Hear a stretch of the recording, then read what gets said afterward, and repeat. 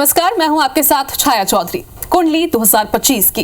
तो 2025 हमारे लिए कैसा होगा, हमारे अपनों के लिए कैसा होगा, हमारे राज्य के लिए कैसा होगा, देश के लिए कैसा होगा और दुनिया के लिए कैसा होगा, बड़ा सवाल है।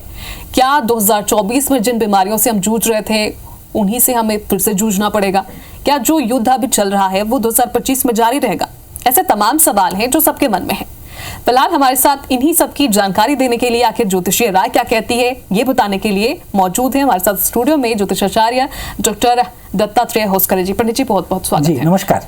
तो पंडित जी, सबसे बड़ा सवाल तो यही है कि 2025 आखिर कैसा होगा जी। लेकिन सबसे पहले आप दर्शकों को ये बताइए कि छत्तीसगढ़ के लिए 2025 कैसा होगा। जी, देखिए, मैं आपको बता दूं कि 2025 जब सूर्योदय होगा 1 जनवरी को, तो उत्तराषाढ़ा नक्षत्र के साथ ये सूर्योदय होगा। उत्तराषाढ़ा नक्षत्र जो है सूर्य प्रधान नक्षत्र होता है और सबसे महत्वपूर्ण बात यह है कि धनु राशि रहती है उस समय, और धनु राशि छत्तीसगढ़ की भी है, तो निश्चित रूप से इसका प्रभाव पड़ेगा।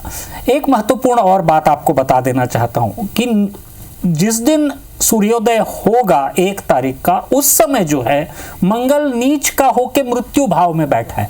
जब भी कोई भी ग्रह नीच का होके मृत्यु भाव में बैठता है तो विपरीत राजयोग का निर्माण करता है। ये एक बहुत ही महत्वपूर्ण बात हो जाती है।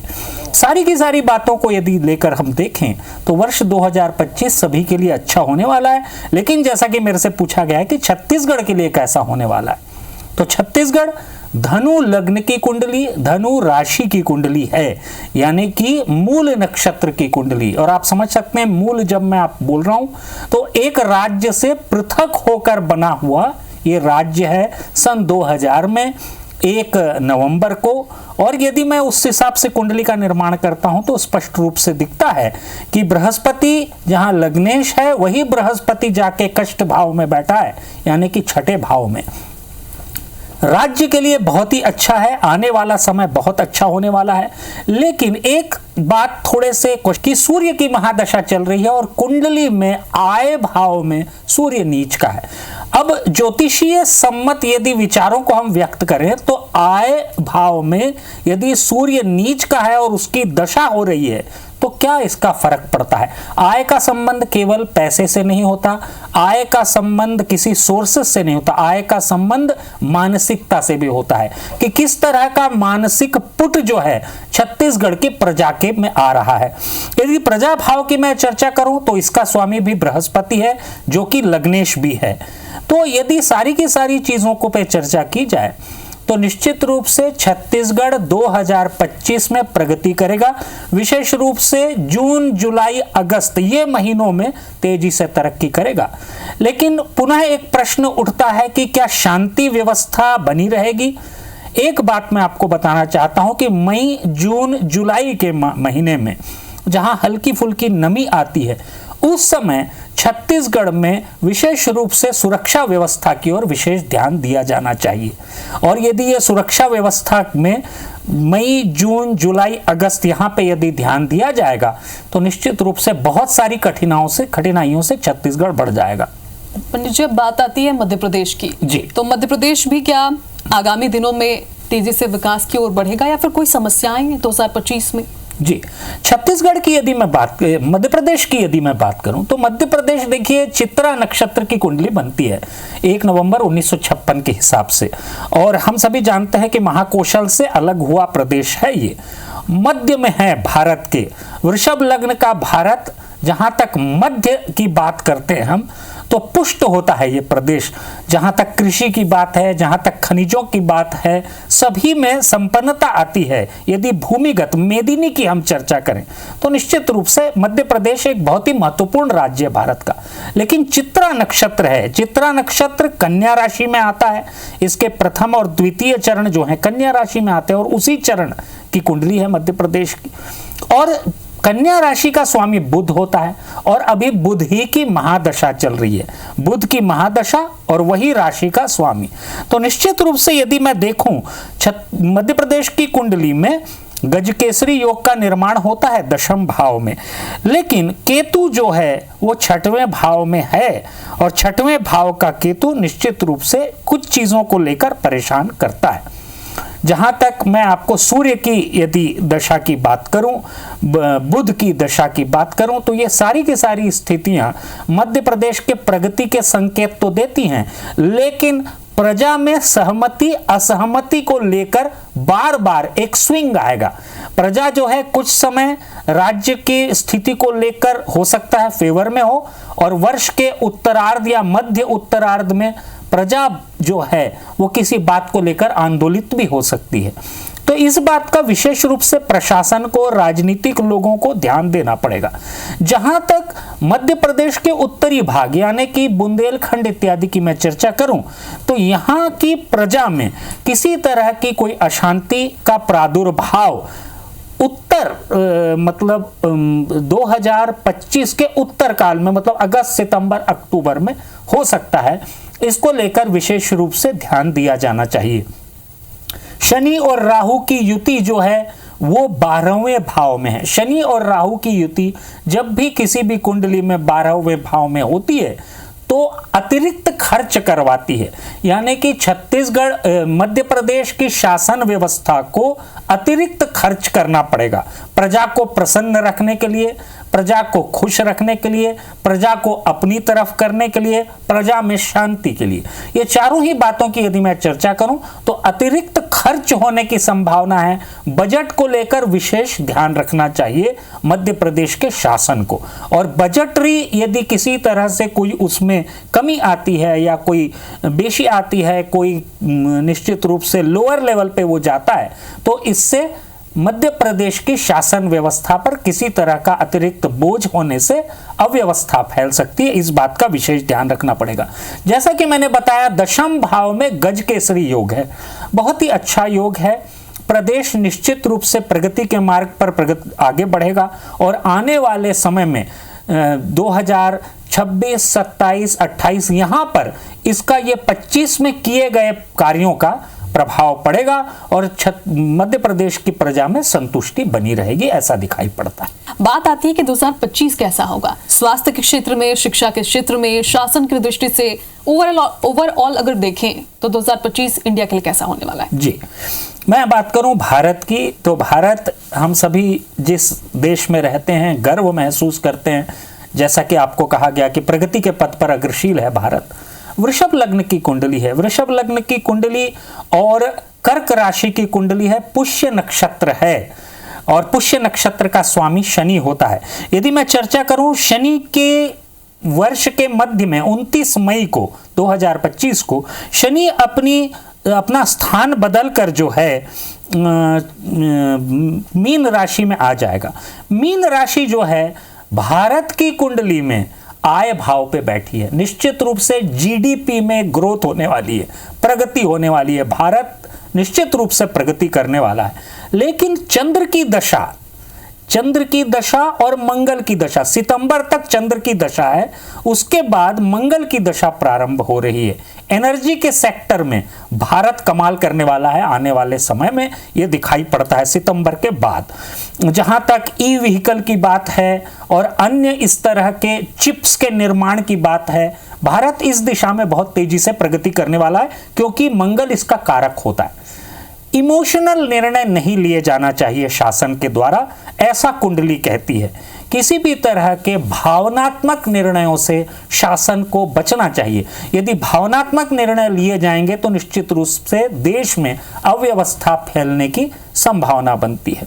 स्वास्थ्य की यदि मैं बात करूं तो स्वास्थ्य के भाव में यदि भारत की कुंडली देखी जाए, उसमें स्वास्थ्य का भाव देखा जाए तो वहां पे तुला राशि में बृहस्पति बैठा हुआ है। एक बात अवश्य है कि भारत में निश्चित रूप से मई माह के पश्चात किसी तरह की कोई हल्की फुल्की महामारी विकसित हो सकती है, जिसका समाधान अगस्त तक खोज लिया जाएगा, ऐसा दिखाई पड़ता है। प्रगति की यदि मैं बात करूं, आर्थिक प्रगति की बात करूं, तो जैसा कि मैंने कहा जीडीपी अच्छी रहेगी, भारत का एक्सपोर्ट बढ़ने वाला है। क्यों? इसके पीछे कारण यह है कि भारत की जो चंद्र की महादशा है, यदि मैं चंद्र की स्थिति तो देखूं तो राशि का स्वामी है चंद्र, शुक्र के साथ बैठा है। शुक्र फाइनेंसेस का लॉर्ड होता है, तो निश्चित रूप से वे व्यापारी जो विदेश से संबंधित कोई व्यापार कर रहे हैं, आने वाले समय में शासन की ओर से, प्रशासन की ओर से उन्हें रिलीफ मिल सकता है, टैक्स बेनिफिट मिल सकता है और आने वाले समय में व्यापार करने के लिए उन्हें प्रोत्साहन दिया जा सकता है। ये चीज होगी। लघु और कुटीर उद्योग, ग्रामीण उद्योग, इनको निश्चित रूप से भारत शासन की ओर से मदद मिलने वाली है, ऐसा दिखाई पड़ता है, लेकिन यह होगा उत्तरार्ध में, जैसा कि मैंने कहा। अब मैं बात करता हूं मंगल की, तो मंगल भारत के धन भाव में है। ऐसा मुझे लगता है, यदि कुंडली का विश्लेषण करूं तो, कि एनर्जी के सेक्टर में भारत बहुत तेजी से आगे बढ़ने वाला है। ईवीज वगैरह में भारत को बहुत निश्चित रूप से लाभ होने वाला है और भारत इस दिशा में प्रगति करेगा, ऐसा मुझे समझ में आ रहा है। स्वास्थ्य की दृष्टि से, वित्तीय क्षेत्र में, जीडीपी की यदि मैं बात करूं, प्रजा की यदि मैं बात करूं, तो निश्चित रूप से भारत प्रगति करेगा।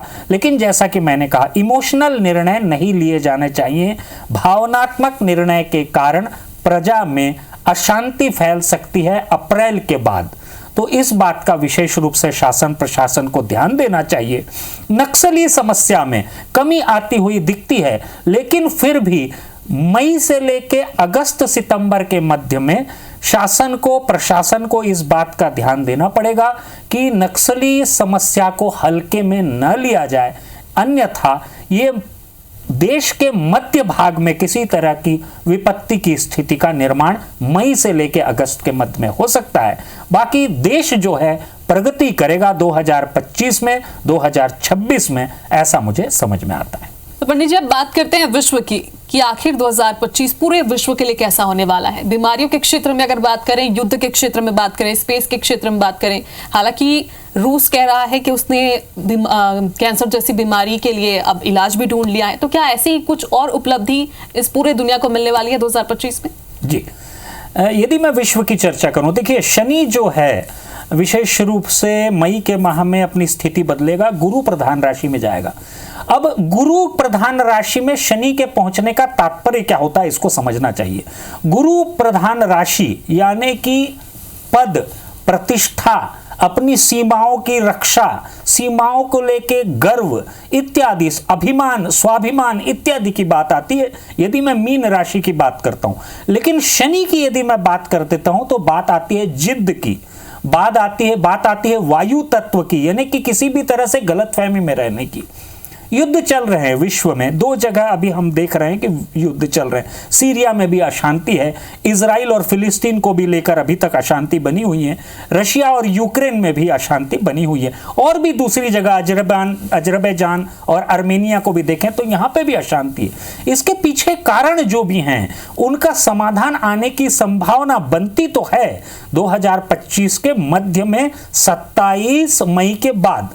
लेकिन एक बात मैं आपको बता दूं कि जो अपनी सीमाओं की रक्षा के लिए जो जिद है, क्योंकि शनि जो है गुरु प्रधान राशि में प्रवेश करेगा और पद और प्रतिष्ठा को लेकर जो संदेह बनेगा, निश्चित रूप से उससे युद्ध में खिंचाव हो सकता है, एक दूसरे की बात नहीं मानने वाली बातें आ सकती हैं।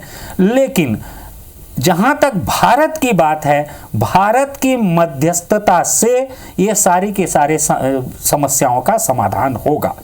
स्वास्थ्य की यदि मैं बात करूं तो निश्चित रूप से रशिया ने जो अभी वैक्सीन खोजी है उसमें उत्तरोत्तर प्रगति होगी और सितंबर 2025 के पश्चात ये रिसर्च कामयाब होगी और कैंसर का टीका निर्मित होगा, ऐसा दिखाई पड़ता है। अन्य और भी टीके निर्मित हो सकते हैं, जैसे यदि टीबी की मैं बात करूं, टीबी के हालांकि टीके हैं लेकिन और वेरिएंट्स आ रहे हैं टीबी के, तो उनसे भी रिलेटेड कोई समाधान हो सकता है।